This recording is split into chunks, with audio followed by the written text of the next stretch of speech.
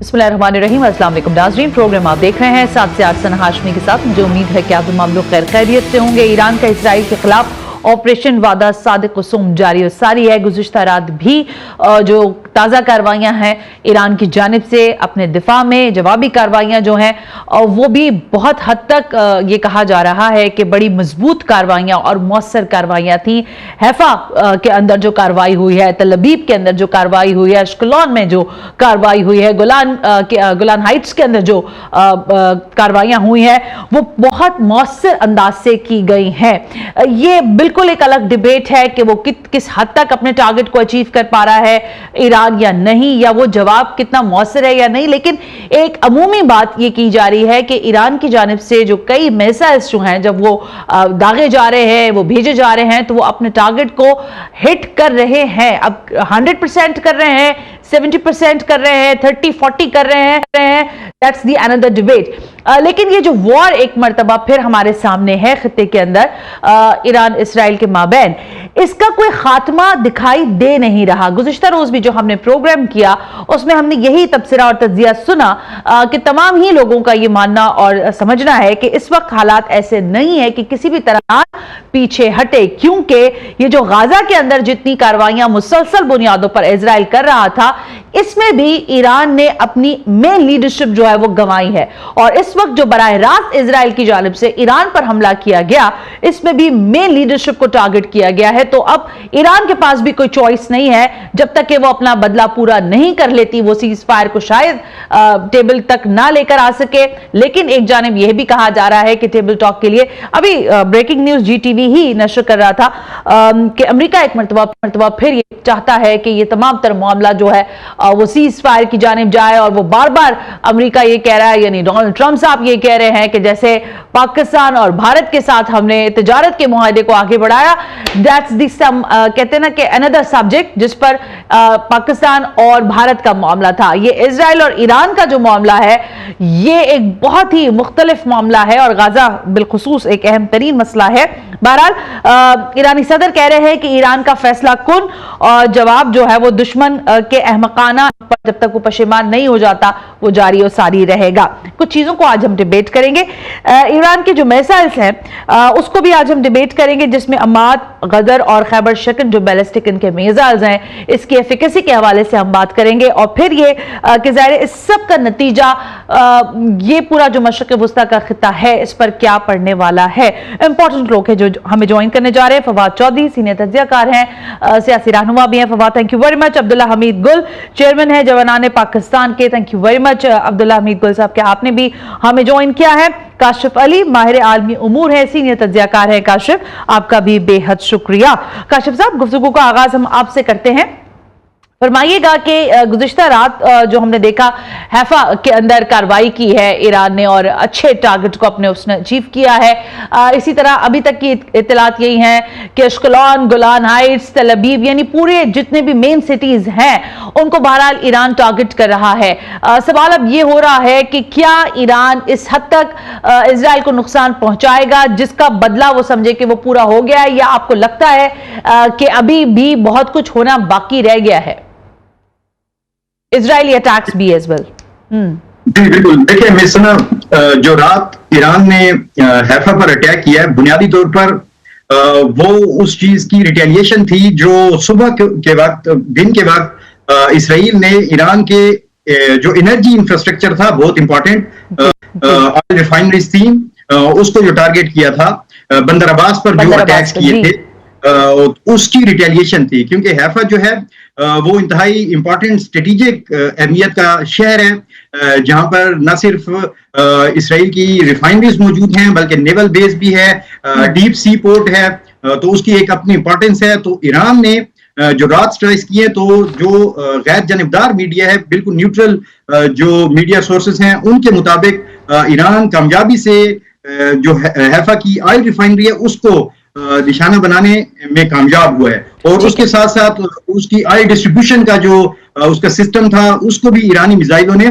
कामयाबी के साथ डिस्टर्ब किया है। दूसरी बात यह है कि अब तक के जो ईरान ने हमले किए हैं, चाहे वो जैफा में हो, चाहे वो हैफा में हो, तल अबीब में हो, एशकलोन में, इस तरह गोलान हाइट्स में, तो वो कामयाब साबित हो रहे हैं। उसकी वजह ये है कि अगर इसराइल के आप एयर डिफेंस सिस्टम को देखें तो वो multi layered air defence system है, जिसमें 6 किस्म के डिफरेंट जो एयर डिफेंस सिस्टम है, जिसमें जो डेविड स्लिंग है, इसी तरह एरो 1 है, एरो 2 है, अमेरिकी पैट्रियट है, और इसके साथ साथ थर्ड की 2 बैटरीज जो है वो भी अमेरिका के अंदर, अमेरिका ने वहां पर इसराइल में डिप्लॉय की हुई हैं। और उसके साथ साथ जो आयरन डोम है छोटे मिसाइल्स के लिए, प्रोजेक्टाइल्स के लिए, जो 70-80 किलोमीटर के फासले से फायर किए जाते हैं, तो इतने तय दर तय निजाम को, एयर डिफेंसेस को बीट करके टारगेट को हिट करना, और बड़े ही पोटेंट किस्म के और इफेक्टिव तरीके से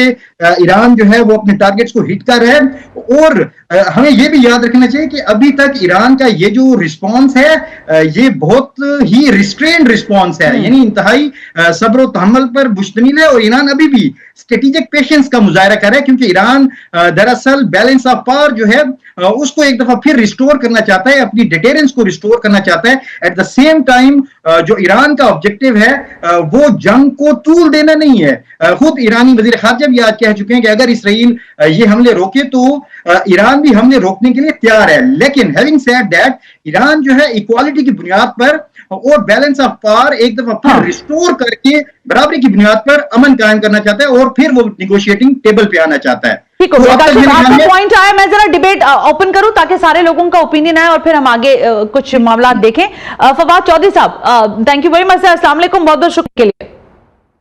फवाद चौधरी जी, अस्सलाम वालेकुम सलाम। वालेकुम सलाम। फवाद साहब, ये फरमाइएगा कि ज़ाहिर है बहुत लंबी डिबेट है, इस पर हम बहुत अरसे से देख भी रहे थे, हालात पर बात कर रहे थे, लेकिन आज के सिनारियो में स्ट्रेट क्वेश्चन सारे लोग यही कर रहे हैं, इजराइल ईरान कि ये जंग जो इस वक्त शुरू है, ये क्या असर या क्या नतीजा निकाल सकती है? फवाद देखिए जनाब, बात यह है कि इसका अगर आप बैकग्राउंड थोड़ा सा देखें ना, तो ये जंग का तीसरा मरहला है। Alright. सबसे पहला जो मरहला था उसमें इजराइल ने, जो सलमानी साहब थे, जो कमांडर थे ईरान के अरब में, उनको जो है वो ड्रोन से जो है वो हलाक किया था, शहीद किया था। उसके बाद दूसरे नंबर के ऊपर आके उन्होंने हमास को टारगेट किया। फिर आपको याद होगा कि एक दफा वाकया हुआ कि पेजर जो हैं वो सारे ब्लास्ट करते हैं, और उसके अंदर जो सारे फाइटर थे हिजबुल्लाह के वो इनकैपेसिटेट हो गए। उसके बाद इसके नतीजे में जो उसके बाद उन्होंने उनको नसरुल्लाह साहब को शहीद कर दिया, हसन नसरुल्लाह को। जी। उसके बाद लेबनान के अंदर रजीम की चेंज हो गई, उसके बाद सीरिया में रजीम की चेंज हो गई, और उनको बशर अल असद को जो है वो छोड़ के रशिया जाना पड़ा। ठीक हो गया। अब इसके बाद तमाम जो इजराइल के इर्द गिर्द जो ईरान की ताकत थी वो इन इकदामात में बिल्कुल मिनिमाइज हो गई, और ईरान इजराइल को कोई खास जवाब दे नहीं सका इस सारे मामले में। ओके।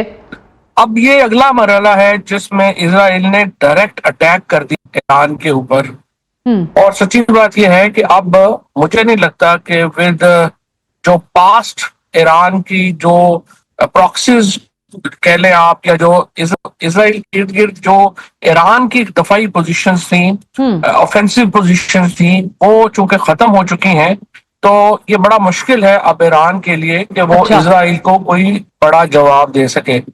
अब ईरान में और इजराइल में 2000 किलोमीटर का फासला है। ठीक है। जब ये अपने बैलिस्टिक मिसाइल वहां पे फायर करते हैं तो वो इतना ज्यादा फासला होने की वजह से एफिकेसी उनकी वो नहीं है। ठीक है। अगर यही मिसाइल लेबनान से फायर हो या सीरिया से हो तो फिर उसका मामला और है। अब देखिए ना, इजराइल के लिए ईरान का फासला ज्यादा नहीं है, ईरान के लिए इजराइल का फासला जो है वो बड़ा ज्यादा है। और ये जो स्ट्रेटेजिक डेप्थ है ये इजराइल ने पिछले एक पूरे साल में लगा के ये क्रिएट की है, और अनफॉर्चुनेटली ईरान ने उसका इफेक्टिव जवाब उस वक्त जो है वो नहीं दिया। Now I think it's too late for Iran. मैं आपसे आपकी तरफ दोबारा आती हूँ। अब्दुल्ला हमीद गुल साहब को भी शामिल गुफ्तगू करते हैं, चेयरमैन है जवाहरान पाकिस्तान के। अब्दुल्ला हमीद गुल साहब, थैंक यू सर। सर, ये जो क्वेश्चन मैं सारे लोगों से एक ही कर रही हूं, कितनी मौसर, कितनी मजबूत, कितनी जामे आपको ये कार्रवाई दिखाई दी जो कि ईरान ने अपने दिफा में की है? बिस्मिल्लाहिर्रहमानिर्रहीम, बहुत शुक्रिया आपका। देखें, पहले वही बात हुई जो पाकिस्तान के साथ हुआ कि 2 दिन पाकिस्तान ने जब जवाब नहीं दिया तो लोगों में मायूसी की कैफियत और दुनिया में चहमगोइयां शुरू हो गई। ईरान के हवाले से भी जो जिस तरह से लोग सोच रहे थे कि जी फौरी और मेरे ख्याल में इमीडिएट रद्द अमल आएगा, ऐसा नहीं हुआ। लेकिन ईरान ने कैलकुलेटेड रिस्पांस दिया और फिर ऐसा दिया कि पूरी दुनिया ने देखा। लेकिन उसमें अचंभे की जो बात थी वो एक और थी, यानी कि ईरान ने जो पहले जब हमला किया था इस्माइल हनिया की शहादत के बाद, जी जी। तो उसमें एक दफा 336 रॉकेट और एक दफा 216 गालिबन रॉकेट जो थे, वो मिसाइल जो थे, वो शहाब हाइपरसोनिक मिसाइल वो फायर किए थे। ठीक हो गया। लेकिन उनसे कोई खातिर खा डैमेज जो था वो नहीं हो सका, क्योंकि जो मल्टी लेड जो उनका सिस्टम है, दिफाई मैकेनिज्म, जिसके अंदर सबसे पहले आयरन डोम आता है, फिर जो है डेविड स्लिंग सिस्टम आता है, फिर उसके बाद उनका जो है वो थॉट मिसाइल आते हैं, फिर उसके बाद एरो 1 एरो 2 आता है, और फिर ये 4 मुख्तलिफ जो अमरीकी बेसेज और जो इसके अंदर बरतानिया बेसेज हैं उनसे गुजर के ये आता है। तो जाहिर है वहां तक पहुंचते पहुंचते जो है वो तकरीबन नाकारा हो जाते थे। लेकिन इस बार जो है ईरान ने मेरे ख्याल में 1 साल के अंदर अपनी टेक्नोलॉजी को जो है वो बेहतर किया, और फिर उसके बाद जो रिस्पांस दिया उससे एक ऐसा मेरे ख्याल में पूरी दुनिया को मैसेज गया जो भारत के लिए भी गया था। भारत को भी लोग जो है वो बहुत बड़ा कोई कदावर शख्सियत समझ बैठे थे कि इतना बड़ा कोई कदावर मुल्क है और मोदी इतनी बड़ी कोई कदावर शख्सियत है जो नाकाबिले तस्खीर है। लेकिन यही इमेज जो था ये इसराइल के लिए था।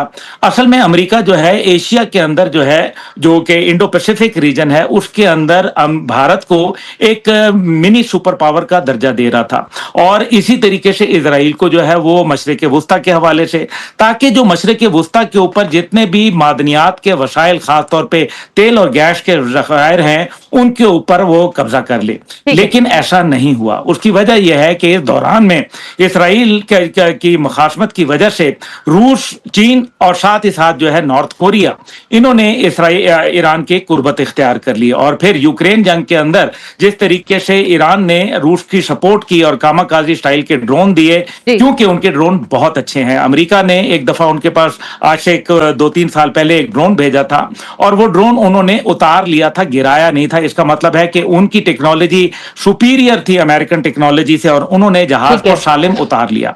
उसके बाद 8 महीने के बाद अमेरिका ने जाहिर है अपनी जो खामियां थी उनको दूर करके दोबारा ड्रोन को भेजा, लेकिन वो ड्रोन भी उतार लिया गया, और उसके बाद से अमेरिका ने ड्रोन नहीं भेजा। और ये बड़े साइज का, जिसको कहते हैं ये हमला आवर ड्रोन, ये वो थे। इसका मतलब यह है कि ईरान की ड्रोन टेक्नोलॉजी जो है वो बहुत बेहतर, और फिर उसने आर्टिलरी के शेल्स जो थे वो रूस को फराहम किए। इस तरह उनकी कुर्बतें बढ़ी और टेक्नोलॉजी कहीं ना कहीं उनके पास पहुंच गई, जिसका हमने अभी जो है वो हालिया जो मामलात हैं देखा। नेतन्याहू कहता है कि जी 50 रॉकेट जो थे वो हमने पहले दिन न्यूट्रलाइज किए, यानी कि फजा में तबाह कर दिए, जो हमने मनाजिर देखे भी। लेकिन इसका मतलब है कि 150 में से 50 तबाह हुए तो 100 तो गिरे। 100 गिरे तो फिर क्या वो तमाम का तमाम इसराइल जो है बंकर में बैठा हुआ है? इतने बड़े बंकर तो बनाना नामुमकिन है। ये जो तबाही के मनाजिर आप लोग दिखाते हैं, टीवी पे दिखाते हैं, ये इसराइल के अपने लोगों ने बनाई हुई वीडियोस हैं, क्योंकि इसराइली ऑफिशियली इसको इग्नोर कर रहे हैं। लेकिन यहां एक बड़ी अहम बात है, पहले दिन जब हमला हुआ तो उसके अंदर इराक की एयर स्पेस जो है वो यूज की गई, जिसके खिलाफ इराक जो है बाकायदा यूनाइटेड नेशन के अंदर जो है वो अपना जो है एक करारदाद जो है जमा करवा चुका है और अपनी रिजर्वेशन शो कर चुका है। लेकिन उस एयर स्पेस को शामिल करते हुए जब उन्होंने हमला किया 200 जहाजों के साथ, तो नतीजा यह हुआ कि ईरानी एयरफोर्स जो थी वो बिल्कुल मफलूज हो गई, और उनका जो जमीनी दिफाई निजाम था वो भी बिल्कुल मफलूज हो गया, कहीं नजर नहीं आया। लेकिन उसी शाम को उन्होंने उसको बहाल कर लिया, और ईरान के ये खुद मानना है कि हमने उसको बहाल कर दिया। अगर उन्होंने बहाल किया तो इसका मतलब है पहले मफलूज हुआ था, और उस बहाल होने के बाद उन्होंने 2 जहाज जो F-35 थे वो डाउन कर दिए, गिरा दिए। एक खातून पायलट को उन्होंने पकड़ लिया। उसके बाद ईरान का कहना है कि हमने अभी तक 10 जहाज जो है वो F-35 जो है मार गिराए हैं इसराइल के लिए। और ये बात, इसके अंदर सदाकत इसलिए नजर आती है मुझे, क्योंकि उसके बाद से इसराइल ने हवाई जहाजों के जरिए कोई हमला नहीं किया, बल्कि मिसाइल के ऊपर ही कनात की, और यकीनन ईरान को इसका जो है वो डैमेज हो रहा है। ये नहीं है कि डैमेज नहीं हो रहा। रहा, लेकिन ईरान एक बड़ा मुल्क है, कोलैटरल डैमेज जो है वो बर्दाश्त कर सकता है। इसके मुकाबले में क्या इसराइल कोलैटरल डैमेज बर्दाश्त कर सकता है? आपने उनकी आवाम का जोशो खरोश देखा, कैसे वो बाहर खड़े हुए जश्न मना रहे हैं, अपने कारोबार हाय जिंदगी से मुंसलिक हैं। लेकिन दूसरी जानिब जो है वहां हू का आलम है, इसराइल के अंदर लोग है दबके बैठे में है, खामोशी छा गई है और मौत का सन्नाटा जो है और अच्छा अब्दुल्ला हमीद गुल साहब बिल्कुल ठीक है, लेकिन मैं जरा काशिफ साहब की तरफ जाना चाहूंगी। आपने अहम बातें की हैं, लेकिन एक ब्रेक शामिल कर लेते हैं काशिफ साहब, फिर आपकी तरफ आते हैं और जरा इस पर बात करते हैं कि ये जो अभी यानी गुज़िश्ता रात जो मिसाइल फायर किया है ईरान ने, उनकी एफिकेसी के हवाले से बात हो रही है ना, तो जरा उसको डिबेट करते हैं इस ब्रेक के बाद।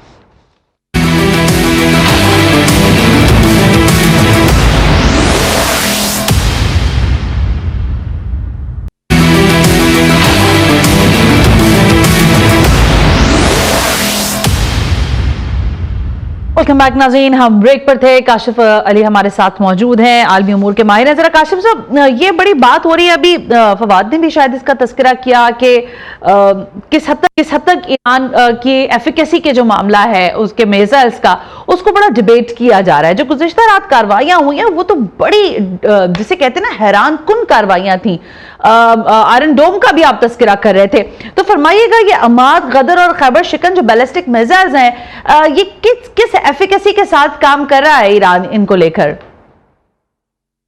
देखिए, सबसे पहले तो हमें ये देखना होगा कि अक्टूबर 2024 में, इससे पहले जो ईरान ने हमला किया था, उसमें ईरान ने सिर्फ और सिर्फ अपनी पावर को किसी हद तक डेमोन्स्ट्रेट किया था, और वो काफी हद तक सिंबॉलिक हमले थे, क्योंकि ईरान उस वक्त भी एक पीसफुल मुल्क होने के नाते उस जंग के दायराकार को बढ़ाना नहीं चाहता था। लेकिन at the same time Iran सिर्फ ये साबित करना चाहता था कि इसराइल के जितने अहदाफ हैं वो उसकी पहुंच में है, वो उसकी रीच में है। ठीक है। तो इसलिए उस वक्त ईरान ने सिर्फ अपनी उस टेक्नोलॉजी की झलक दिखाई थी। उस टेक्नोलॉजी का इस्तेमाल अब ईरान कर रहा है और उसकी गवाही पूरी दुनिया दे रही है। मैं जिस तरह मैंने पहले अर्ज किया कि न्यूट्रल सोर्सेज से, मीडिया सोर्सेज से जो फुटेजेस सामने आई हैं और जो इसराइलियों ने जो फुटेजेस खुद सोशल मीडिया पर अपलोड की हैं और इंटरनेशनल मीडिया ने उसे दिखाया है, उसमें वाज़ेह तौर पर देखा जा सकता है कि ईरानी जो हाइपरसोनिक मिसाइल्स हैं या बैलिस्टिक मिसाइल्स हैं, उन्होंने कामयाबी के साथ अपने अहदाफ को निशाना बनाया है। ऑयल रिफाइनरी अगर हैफा में हिट हो रही है या तल अवीव में इसराइल की वजारत दिफा को निशाना बनाया जा रहा है, तो इसका मतलब यह है कि वो पिन पॉइंट एक्यूरेसी के साथ न सिर्फ ईरानी मिसाइल निशाना बना रहे हैं, बल्कि वो काफी हद तक, बहुत बड़ी हद तक डैमेज भी वो इन्फ्लिक्ट कर रहे हैं। अब सवाल यह है कि ईरान क्यों 100 की तादाद में मिसाइल, देखिए हंड्रेड्स की तादाद में इसलिए मिसाइल फायर किए जाते हैं ताकि जो इसराइल का एयर डिफेंस सिस्टम्स है मल्टी लेयर्ड, उसको ओवरवेल्म किया जा सके। और उसके दरमियान में जब बड़ी तादाद में ड्रोन्स या सिंपल किस्म के जो बैलिस्टिक मिसाइल्स फायर किए जा रहे होते हैं, उस दौरान जब एयर डिफेंसेस ओवरवेल्म होते हैं, तो उसके दरमियान में ही ईरान फिर हाइपरसोनिक मिसाइलों का इस्तेमाल करते हुए अपने टारगेट्स को हिट करना चाहता है। तो ये 100 के 100 जो मिसाइल होते हैं, ये 100 सब हाइपरसोनिक नहीं होते। इसके दरमियान में जो ओल्ड टेक्नोलॉजी के मिसाइल होते हैं वो भी होते हैं, और उनका मकसद सिर्फ और सिर्फ एयर डिफेंस सिस्टम को एंगेज करना होता है। दूसरा, हमें यह भी याद रखना चाहिए कि अभी तक मैंने जिस तरह पहले अर्ज किया कि ईरान रिस्ट्रेंट रिस्पॉन्स अपना शो कर रहा है, यानी अपना जो स्ट्रेटेजिक रिस्ट्रेंट है, सब्र और तहम्मुल है, उसका मुजाहरा कर रहा है, क्योंकि ईरान नहीं चाहता कि जंग का दायरेकार बहुत ज्यादा वसी हो या इसराइल के अंदर इतनी ज्यादा डिस्ट्रक्शन हो, उसकी सिविलियन खासकर जो टारगेट्स को हिट करना, ये ईरान का हदफ नहीं है। अदरवाइज अगर ईरान मसलन इसराइल इसी तरह कशीदगी को बढ़ाता है, तो उस सूरत में ईरान की तरफ से ये कहा गया है कि जो हमले अब तक हुए हैं उसका 20 टाइम हायर जो है, उससे ज्यादा 20 गुना ज्यादा बड़े हमले किए जा सकते हैं। उसका मतलब ये है कि कम से कम 2000 मिसाइलों की वॉली। अब सवाल यह है कि अगर इसराइल 100 मिसाइल्स को में से भी 10 या 20 या 30% को इंटरसेप्ट करने में नाकाम हो रहा है, तो अगर उस पर 2000 मिसाइल फायर किए जाते हैं, तो फिर Israel is a tiny country, एक छोटा सा मुल्क है जिसकी डेप्थ नहीं है, जिसकी ब्रेड्थ नहीं है, तो जिसकी एयर स्पेस भी बहुत ही मुख्तसर है। तो ईरान तो एक बड़ा मुल्क है, तो उस सूरत में आप तसव्वुर करें कि इसराइल के अंदर कितने डैमेजेस हो। तो ईरान के पास कैपेबिलिटी भी है, और हमें यह भी याद रखना चाहिए कि ईरान के जो डिफेंस पोस्चर है और उसकी डिफेंस डॉक्ट्राइन में उसके बैलिस्टिक मिसाइल्स का बड़ा क्रिटिकल रोल है। बिल्कुल बिल्कुल, बहुत इंपॉर्टेंट रोल है। You are absolutely right Kashif, बहुत प्रॉपर आपने ये बात समझाई हमें। और आपने कहा कि इजराइल एक बहुत छोटी कंट्री है, कंट्री तो है ही नहीं ना, वो तो एक नाजायज रियासत के ऊपर खुद पूरी जमीन के ऊपर बैठा हुआ है, उसका पूरा वजूद ही एक नाजायज वजूद है। इसी को डिबेट कर लेंगे आगे भी। फवाद चौधरी साहब, आप जो बात कर रहे हैं वो एक बिल्कुल मुख्तलिफ बात है और उसको हम डिबेट कर सकते हैं, कभी जाहिर है। लेकिन इस वक्त अब हम जरा डायलॉग की तरफ की बात करते हैं ना, कि रशियन सदर का फोन है और डोनाल्ड ट्रंप का फोन है। अब ईरान की अपनी एक पोजीशन है, इजराइल ने उसके ऊपर पहले अटैक किया है। आपको क्या लगता है कि इस सारे तनाजुर में क्या अमेरिका बराह रास्त कोई किरदार अदा कर रहा? ये तो पता है कि अमेरिका उसके पीछे है, ये तो सारी दुनिया को पता है। अटैक करने से पहले वो नेतन्याहू कह रहा है हमने इनको एक हफ्ते पहले बता दिया था। डोनाल्ड ट्रंप साहब ये फरमाते हैं हमें कुछ पता ही नहीं है। ये तो सबको पता है कि ये डुअल फेसेस चल रहे हैं। लेकिन मेरा सवाल ये है कि क्या ये मामला आपको लगता है कि खुद तो हल होगा नहीं, तो क्या अमेरिका अपने लिए एक और, जिसे कहते हैं कि कोई एज लेना चाहता है, कोई किरदार अदा करना चाहता है इसमें? फवाद? नहीं, ऑफिसर रोल प्ले तो अमेरिका तो इजराइल के लिए रोल प्ले कर रहा है, और इजराइल अमेरिका के बगैर तो हमला नहीं कर सकता था ईरान के ऊपर, ना ही उनकी एक्टिव सपोर्ट के बगैर इजराइल की कोई उस तरह की हैसियत और अहमियत है। अब इजराइल की जो अहमियत है वो तो है ही ये कि वो अमेरिका की प्रॉक्सी है मिडिल ईस्ट के अंदर, तो जाहिर है कि वो उसके बगैर तो उन्होंने आगे जाना भी नहीं था, उसके बगैर वो इफेक्टिव भी नहीं है। अब देखिए ना, जिस तरह से आपने देखा होगा जब प्रेसिडेंट ट्रंप सऊदी अरेबिया गए हैं तो उन्होंने सीरिया पर से पाबंदियां हटाई हैं, और सीरिया में जो रजीम है अब वो अमेरिकन अप्रूव्ड रजीम है। लेबनान में जो रजीम है वो अमेरिकन अप्रूव्ड रजीम है।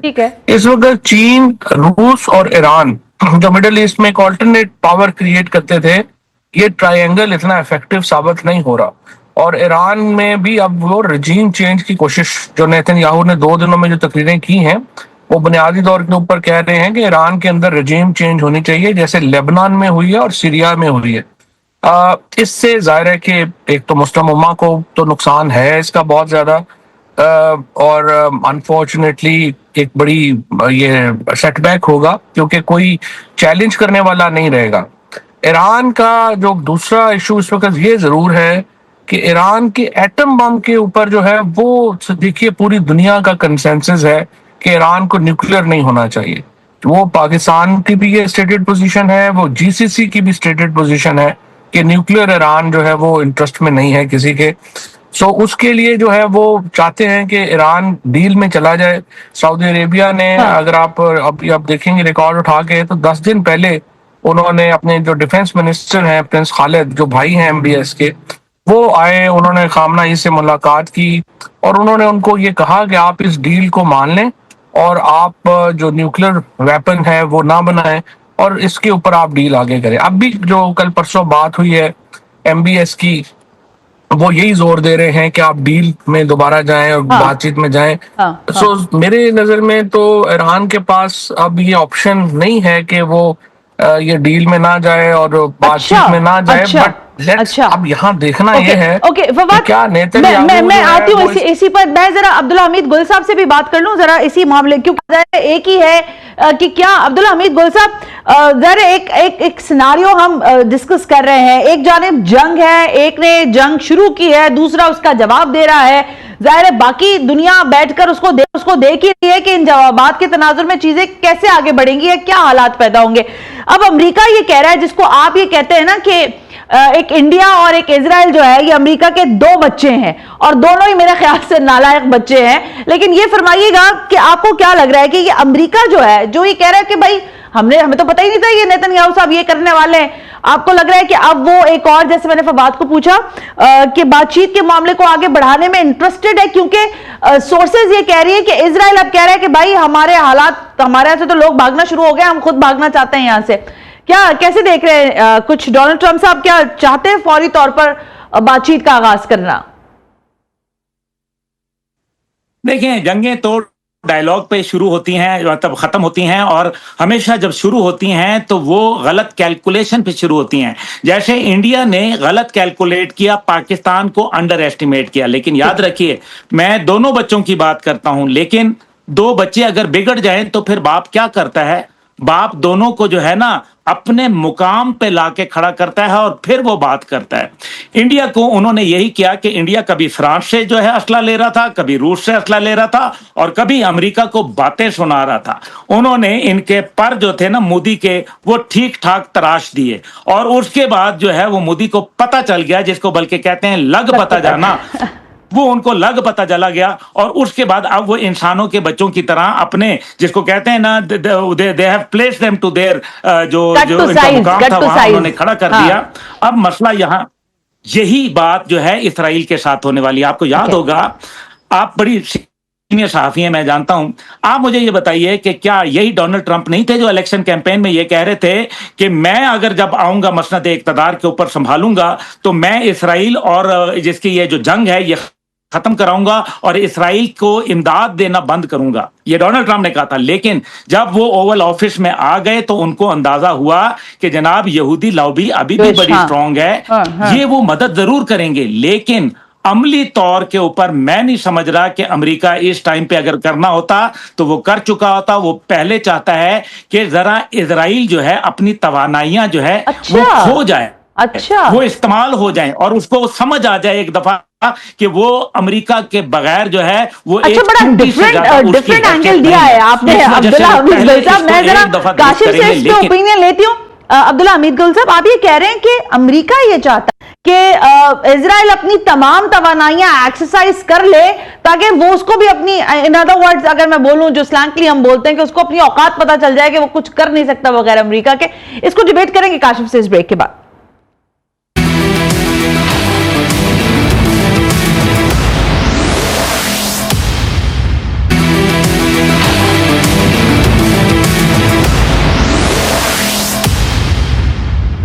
वेलकम बैक नाज़रीन, हम ब्रेक पर थे। मेरे साथ मौजूद हैं काशिफ अली, फवाद चौधरी और अब्दुल्ला हमीद गुल साहब। काशिफ, जो बात फवाद चौधरी साहब कर रहे हैं मैं जरा उस चीज को आप तक पहुंचाना चाहूंगी। ये बात क्या हो रही है रिजीम चेंज की, अभी फवाद ने बात की थी ना, तो आप जरा ये बताएं कि इन हालात में, जबकि एक अभी अब्दुल्ला हमीद गुल साहब भी कह रहे हैं, देखती आंखों ने देखा भी कि वहां तो जश्न का समा था जब ईरान ने जवाबी कार्रवाई की है इजराइल के ऊपर, तो ये जो रिजीम चेंज वाली एक डिबेट चल रही है ये कहां एग्जिस्ट करती है और क्या अगर ये एग्जिस्ट करती है तो ये ख्वाब अमेरिका का है या सिर्फ इजराइल का है? ये काशिफ देखिए, ये बिल्कुल फवाद साहब ने बिल्कुल दुरुस्त फरमाया कि रिजीम चेंज इसराइल का ऑब्जेक्टिव है। नेतन्याहू का 25-26 साल पुराना ख्वाब है। मैं अभी आपको साबित करता हूं। ये एक अलग स्टोरी है कि वो कामयाब होता है या नहीं होता। नेतन्याहू ने 1999 में 1999 में एक बुक लिखी थी, फाइटिंग टेररिज्म, और उसमें उन्होंने 6 इस्लामी ममालिक का नाम लिया था, जिसमें सीरिया था, जिसमें इराक, जिसमें लिबिया, जिसमें सूडान और जिसमें ईरान शामिल था। इन 6 में से 5 ममालिक में रिजीम चेंज हुए हैं मुख्तलिफ बहानों की बुनियाद पर। मसलन इराक में वेपन ऑफ मास डिस्ट्रक्शन की बात की, बाद में वहां पर जॉन चिलकोट इंक्वायरी हुई, उसमें सरकारी तौर पर यूके में यह कहा गया कि यह सारा झूठ था। लिबिया के हवाले से कहा गया कि मोहम्मद कदाफी जो है वो बड़े पैमाने पर वहां पर लिबियंस को कत्ल करने जा रहे हैं, उसकी बुनियाद पर इंटरवेंशन हुई, वो सब झूठ साबित हुआ। मकसद लिबियन जो गवर्नमेंट थी कदाफी को खत्म करना था, क्योंकि ये सारे ममालिक जो रिजीम्स जिनकी बात हो रही है उनका सिर्फ और सिर्फ कसूर ये है कि वो इसराइल दुश्मन है और वो फलस्तीन काज की हिमायत करते हैं और अमली हिमायत करते हैं। फिर आप सूडान को देख लें, सूडान जो था, सूडान में भी सारी जो फलस्तीनी फाइटर्स और ये लोग वहां पर जाकर उनके कैंप्स थे और सूडान भी मदद करता था। आपने देखा सूडान को उन्होंने डिवाइड कर दिया 2 उसमें। तो अब ये आखिरी मुल्क जो ईरान है, तो ये नेतन्याहू का 26 साल पुराना ख्वाब है, और सिर्फ नेतन्याहू को नहीं, ये इजरायली एस्टैब्लिशमेंट का है। वो ईरान को एज एन टेरर ऑक्टोपस के साथ तशबीह देते हैं और वो ये कहते हैं कि ये जितने बाकी जिहादी ग्रुप्स हैं ये उस टेरर ऑक्टोपस के टेंटिकल्स हैं और उसका हेड जो है वो तेहरान में है। और वो ये समझते हैं कि अगर आप इसको किल करना है, इस इशू को रिजॉल्व करना है, तो इंस्टेड ऑफ काशिफ, मेरा सवाल है जरा, मेरी सोच, आखिरी बात, हाँ। अगर आप इसके जो सिलेक्शन ऑफ टारगेट को देखिए, अगर आप ऑयल रिफाइनरीज को टारगेट कर रहे हैं, आप क्रिटिकल एनर्जी इंफ्रास्ट्रक्चर को टारगेट कर रहे हैं, कि जो सिविलियन इंफ्रास्ट्रक्चर को टारगेट कर रहे हैं, लीडरशिप को टारगेट कर रहे हैं, तो इट मींस कि आप रिजीम चेंज की तरफ जाना चाहते हैं। लेकिन रिजीम चेंज इसलिए पॉसिबल नहीं है कि रिजीम चेंज के लिए ग्राउंड पर फोर्सेस का जरूरी है। That's my point, Kashif. मुतरिद हो जाते हैं। हाँ, और इससे हटके भी एक चीज और भी है फवाद चौधरी साहब, आप डिबेट जो कर रहे हैं, बात वो बिल्कुल इंपॉर्टेंट है और इसी को सारी दुनिया में बात की जा रही है इस पर। लेकिन अगर ईरान और इजराइल के मामलात का मैं मुवाजना करूं, तो काबिल जायजा लूं, तो एक आसमान है दूसरा जमीन है बहुत सारे हालात और वाकयात में। लेकिन एक इंपॉर्टेंट फैक्टर जो मेरे जहन में बार बार आ रहा है वो ये कि ईरान तो इससे पहले भी कई दहाइयों तक बड़ी पाबंदियों का शिकार रहा है, लेकिन वो सस्टेन कर गया। आज भी ईरान डिबेट हो रहा है, आज देख ले किस जुर्रत के साथ वो इजराइल को जवाब दे रहा है, ये एक अलग बात है। लेकिन कहने वाले ये कह रहे हैं कि ईरान के पास खोने को कुछ नहीं है, लेकिन इजराइल तो निस्तो नाबूद हो जाएगा और होना ही चाहता है। फवाद, हाँ, अगर डैमेज करने में जाहिर है जो जंग जीतेगा उसको फायदा होगा, जो जंग हारेगा उसको नुकसान होगा, ये तो सही है। इजराइल अगर जंग ये हार जाए और नुकसान हो उसको, तो वो जाहिर है कि उसकी पोजीशन डैमेज होगी। हाँ। लेकिन सच्ची बात यह है कि अभी तक के हालात में कुछ ऐसा नजर नहीं आ रहा, और इस वक्त पोजीशन जो है वो यही है कि देखना सिर्फ यही है। अभी आज भी जो फ्रांस है, बरतानिया है, जर्मनी है, हाँ। उन्होंने दोबारा ये कोशिश शुरू की है कि ईरान को कहा जाए कि वो एक इसके ऊपर दोबारा डिप्लोमेसी की तरफ आए। लेकिन फवाद एक मिनट यही रुकिएगा, फिर आप मुझे इस बात का जवाब दें जो अभी हम बात कर रहे थे, जो बात अभी काशिफ कर रहे हैं कि रिजीम चेंज, लीबिया, इराक, फिर आप और भी चले जाए मामलात जहां जहां उसने रिजीम चेंज करना चाहे, कदाफी को मारा, आपको मालूम है कि किस तरह सीरिया के अंदर आप खुद भी बात कर रहे थे, उन्होंने चेंज किया। काशिफ भी ये बात कर रहे हैं और बहुत सारे और लोग भी ये बात कर रहे हैं कि मुवाफिक हालात है ही नहीं। आप देखें लोग तो जश्न मनाते हुए सड़कों पर आ रहे हैं, खामनाए साहब के हक में भी, हुकूमत के हक में भी। तो ये कैसे मुमकिन होगा कि अगर ये ख्वाब अमेरिका का है या इजराइल का है, तो ये इसको ख्वाब को शर्मिंदा ताबीर कैसे करेंगे? फवाद, सवाल ये तो एलिमिनेट कर देंगे। इशू ये है ना, देखिए प्रॉब्लम जो इस वक्त है कि जिस किस्म की टेक्नोलॉजी इजराइल लेके आया है, इससे बड़ी लीथल टेक्नोलॉजी दुनिया ने इससे पहले देखी ही नहीं। आप देखिए ना, ईरान के चीफ ऑफ आर्मी स्टाफ को कैसे जो है वो शहीद किया गया, उनके जो टॉप कमांडर्स हैं उनको कैसे शहीद किया गया। वो अपने अपार्टमेंट में बैठे हैं जो बज़ाहिर खुफिया है, और रोशनदान से आके जो है वो ड्रोन उन्हें हिट कर जाता है। Unfortunately the kind of technology Israel has, उसका कोई इस वक्त जवाब नहीं है ईरान के पास, और बहुत कम मुल्कों के पास है उसका जवाब। अच्छा फवाद, प्रॉब्लम है कि अगर अभी मसलन कल एक मिनट फवाद, मैं फिर क्योंकि वक्त बिल्कुल कम रह गया तो मैं चाह रही हूँ कि दो तीन चीजें आप लोगों से पूछ लूं। अब यहां तक हम डिबेट ले आए ना कि हालात बिल्कुल मुख्तलिफ है, रिजीम चेंज का भी मामला है, एफिकेसी भी है और बाकी सारी चीजें भी। अब दुनिया भी है ना, अब दुनिया खामोश तमाशाई तो बन के बैठी नहीं रहेगी। मशरिक वस्ता के हालात पे ये जो असर पड़ा है ईरान के अंदर इजराइल के अटैक के बाद, तेल प्राइसेस मैंने देखा कि जिस वक्त अटैक किया इजराइल ने उसी वक्त 9 पॉइंट से बढ़कर 10 पर गई, 10 से 11 पर, और स्पेकुलेशंस है कि ये मजीद बढ़ सकती है अगर इसने जंग में तबारत इख्तियार की। फिर क्या होगा? आप क्या समझते हैं कि इस सारे मामले में कोई नतीजा इससे पहले निकाल लेना चाहिए, या ये कि फिर एक मरतबा फिर आसमान की बुलंदियों पर तेल के नर्ख हो, दुनिया रुस्वा परेशान हो रही हो, क्योंकि ये फिर ईरान और इजराइल का मामला नहीं रहेगा, ये बाकी ममालिक भी फिर इसमें उसकी लपेटे में आएंगे। फवाद, तो ये हम तो जाहिर है दुआ गो हैं कि ईरान इसको सस्टेन करे, हम दुआ गो हैं कि ईरान जो है वो भरपूर तरीके से एक स्टैंड ले और उसके बाद डिप्लोमेसी के जरिए ये सीज फायर हो। और आपकी बात ये बिल्कुल सही है कि लॉन्ग टर्म के लिए इसको अमेरिका, चीन, रशिया कोई भी अफोर्ड नहीं कर सकता, क्योंकि ऑयल प्राइसेस स्पेशली जो फ्यूल प्राइसेस हैं वो हिट हो जाती हैं, तो उसके बाद इन लोगों को खुद बड़ी मुश्किल आ जाती है। सो लॉन्ग टर्म के लिए तो सस्टेनेबल नहीं है। सो अब देखना यही है कि ईरान कितनी देर सस्टेन कर सकता है। अगर ईरान ने इसको लंबा खींच लिया, सस्टेन जो है वो कर सका, तो फिर ये बात डिप्लोमेसी की तरफ चली जाएगी, बातचीत की तरफ चली जाएगी, और तो वही डील वाला मामला जो है वो दोबारा जो है वो शुरू हो जाएगा। अच्छा ठीक है काशिफ, ये बात जो फवाद कह रहे हैं सस्टेन होने की बात ना, इस पे जरा सा कमेंट कीजिएगा और जरा ये बताएं कि अगर ये मामला चले लेट्स सी, हम ये बात कर देते हैं ना कि 15 दिन चल जाता है, 20 दिन चल जाता है, तो बाकी सारे जो लोग हैं जो कह रहे हैं भाई अभी से अभी हम बात करें ना एमबीएस के वो मोहम्मद बिन सलमान कह रहे हैं एमबीएस के आप बात करना शुरू करें, उधर बाकी लोग भी कहना शुरू हो गए और रशिया मुसलसल फोनों पे फोने कर रहे हैं। तो आपको क्या लगता है बाकी सारे लोग 15 दिन तक खामोश तमाशाई बने रहेंगे या इससे पहले ही मामला को हल करेंगे? देखिए हमारे साथ वो मौजूद है अब्दुल्ला हमीद गुल साहब, उनको प्लीज ले ले, अब्दुल्ला हमीद गुल साहब को भी ले ले। जी जी जी काशिफ। देखिए सना, जहां तक सफारतकारी का ताल्लुक है, ईरान ने सफारतकारी को मौका दिया। इस बावजूद के ईरान के अंदर जो वहां पर इनकलाबी तबका था, उनका सेंटीमेंट ये था कि आपको अमेरिका के साथ किसी किस्म के मुज़ाकरात में नहीं जाना चाहिए, लेकिन ईरान ने डिप्लोमेसी को मौका दिया। ये इसराइल है जिसने डिप्लोमेसी को किल किया।